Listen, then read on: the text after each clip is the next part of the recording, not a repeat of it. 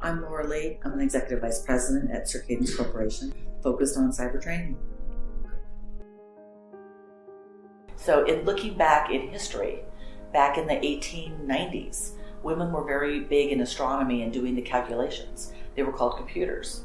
And we've heard also women being involved in NASA in the 60s, involved also called computers, calculating orbits. I think the most fascinating story to me, though, was out of Code Girls, which took place in the early 1940s. At that point, there were only 200 cryptanalysis code breakers in the U.S. They were mostly men, and we knew we had a shortage. The Army and Navy secretly started to find people to hire. They looked at women in particular, and it wasn't just because the war is about to happen and men will be at war. It was about what can women bring to cyber. And what they were looking for was young graduates and typically people that were teachers.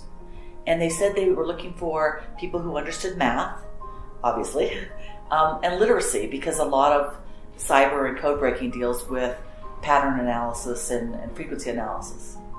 The other part, the sort of soft skill that came out, was that women were really good at sharing information and working on teams. And at the end of World War II, they had 8,000 code breakers, of which 7,000 were women.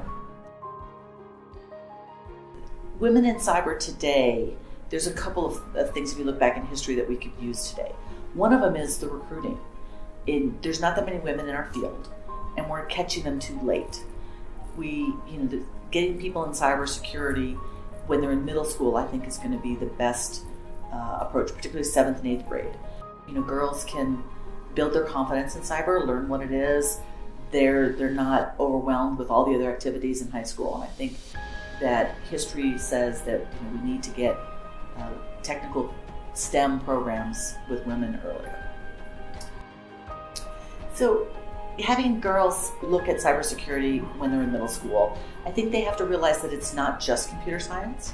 Having an interest, though, in computers is obviously very helpful, but there is law, there's policy, there's medicine, there's all different aspects in cyber. So learning cybersecurity and whatever else interests them, I think is a really good match.